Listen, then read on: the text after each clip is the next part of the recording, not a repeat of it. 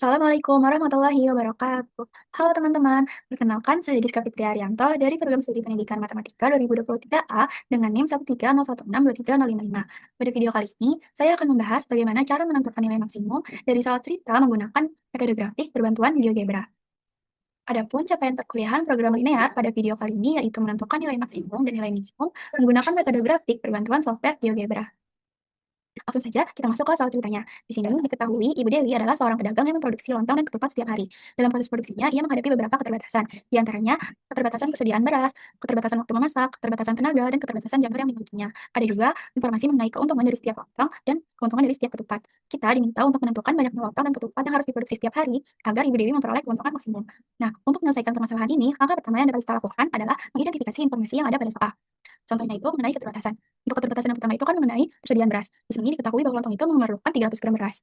Lalu untuk satu ketupatnya itu membutuhkan 100 gram beras. Sedangkan persediaan beras yang dimiliki tidak lebih dari 15 kg. Nah, kalau kita tuliskan dalam satuan gram menjadi 15.000 gram. Nah, ini untuk kendala 1. Begitu juga untuk keterbatasan-keterbatasan lainnya yang bisa kita tuliskan sebagai kendala 2, kendala 3, dan kendala 4 seperti berikut ini. Selanjutnya, banyaknya lontong dan ketupat yang diproduksi itu kan tidak mungkin kurang dari 0. Maka kita bisa menuliskannya sebagai kendala negatif.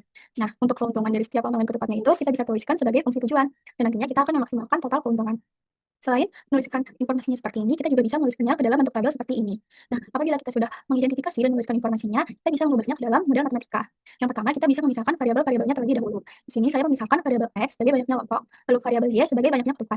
Selanjutnya kita tuliskan keterbatasan-keterbatasan yang tadi ke dalam bentuk ketidaksamaan atau yang dinamakan dengan fungsi kendala.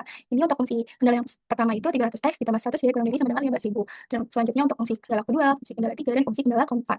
Selanjutnya kita tuliskan juga fungsi non negatifnya yaitu X lebih dari sama dengan 0 dan Y lebih dari sama dengan 0. Kemudian untuk fungsi objektif atau fungsi tujuannya itu Z sama dengan 4000X tambah 3000Y. Untuk langkah selanjutnya kita bisa mulai menggunakan aplikasi GeoGebra.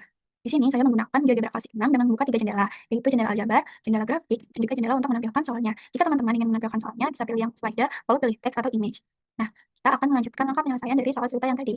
Langkah selanjutnya itu kita harus menginput fungsi-fungsi kendala, fungsi non negatif, dan fungsi objektifnya ke dalam jendela aljabar yang ada di sebelah kiri. Nah, di sini saya sudah menginput untuk fungsi kendala 1 hingga fungsi kendala keempat, fungsi non negatifnya, dan juga fungsi objektifnya. Namun, saya belum memunculkan grafiknya di jendela grafiknya.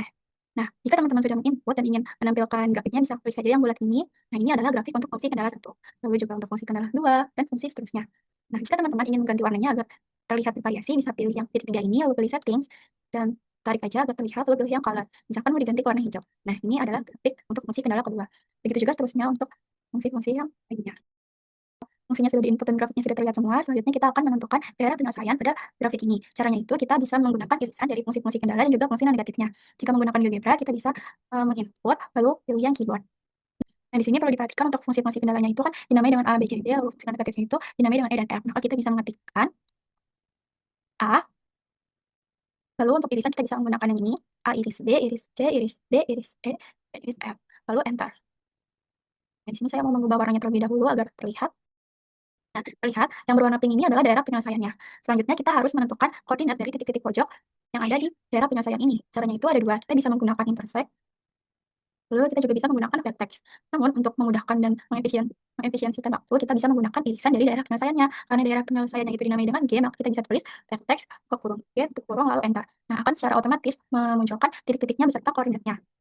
Karena titik-titik pojoknya itu sudah diperoleh, maka selanjutnya kita akan mensubstitusikan titik-titik pojok ini ke dalam fungsi objektif atau fungsi tujuannya. Nah, jika menggunakan GeoGebra, kita tidak perlu menghitung manual. Caranya itu bisa menggunakan spreadsheet. Untuk memunculkan spreadsheet, kita bisa klik garis 3 yang di sebelah kanan, lalu pilih yang view, dan kita centang pada spreadsheet. Nah, agar spreadsheet-nya itu muncul, bisa tarik aja. Nah, di sini sudah muncul. Untuk kolom pertama, kita bisa namai dengan titik pojok. Lalu kolom yang kedua, kita namai dengan nilai. Untuk titik pojok ini berarti kita akan menuliskan titik-titik yang ada di sini. Nah, kita cukup menuliskan nama dari titik-titiknya saja. Misalkan titik yang pertama itu adalah A, maka kita tulis A, lalu enter. Nah, ini akan secara otomatis menampilkan koordinatnya. Lalu kita lanjut ke titik-titik selanjutnya. Kemudian, pada kolom nilai ini kita akan mensubstitusikan titik-titik pojok ini ke dalam fungsi objektifnya. Nah, karena kita namai fungsi objektifnya itu dengan Z, maka kita bisa menuliskan Z, lalu dalam kurung, karena titik yang mau disubstitusikan itu adalah titik A, kita tulis A, tutup kurung, enter. Begitu juga untuk titik-titik selanjutnya. Untuk B itu berarti ZB. Nah, ini adalah nilai setelah disubstitusikannya titik-titik pojok yang sudah kita peroleh. Kemudian, karena tadi di soal itu kita diminta untuk menentukan banyaknya lontong dan ketupat yang harus diproduksi agar memperoleh keuntungan maksimum, maka kita harus melihat pada kolom nilai yang ini. Nah, tadi kan yang diminta itu maksimum, berarti kita lihat mana yang paling besar. Kalau dilihat yang paling besar itu adalah pada garis kedua ini, yaitu sebesar 210.000 dengan titik pojoknya itu 15,50. Nah, artinya Ibu Dewi harus membuat sebanyak 15 lontong dan 50 ketupat agar keuntungan sebesar 210.000 yang mana ini merupakan keuntungan maksimum dapat tercapai. Nah, berakhirlah sudah penyelesaian dari soal cerita yang tadi. Kemudian, dalam GeoGebra ini teman-teman bisa menggunakan menu input box. Caranya itu pilih yang slider lalu pilih yang input box.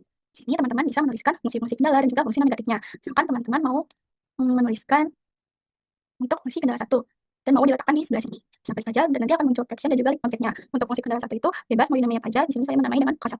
Lalu untuk link objeknya itu adalah fungsi kendala yang satu tadi, yaitu yang A. Lalu oke. Selanjutnya untuk fungsi kendala yang lain. Nah, lalu apa gunanya input box ini? Nah, teman-teman jika ingin mengganti pertidaksamaannya, misalkan pada fungsi kendala satu teman-teman mau mengubah menjadi 50. Lalu untuk variabel ini misalkan mau diganti menjadi 436. Ini juga mau diganti menjadi 5000. Nah, lalu klik enter aja. Nah, terlihat nih di sini di grafiknya dia akan berubah secara otomatis tanpa perlu kita mengganti di jendela aljabar yang ada di sebelah kiri ini. Berakhirlah sudah pemaparan mengenai cara menentukan nilai maksimum dari soal cerita menggunakan metode grafik berbantuan software GeoGebra. Kurang lebihnya mohon maaf. Assalamualaikum warahmatullahi wabarakatuh.